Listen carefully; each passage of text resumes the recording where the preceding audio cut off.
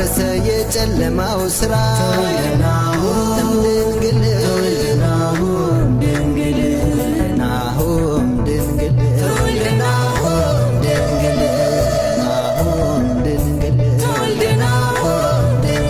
ከእረኞች ጋራ ቤተልሔም ግቡ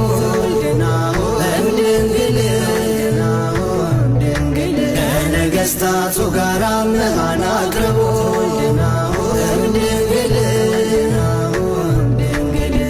እንስገድ ለሕፃኑ ይገባዋልና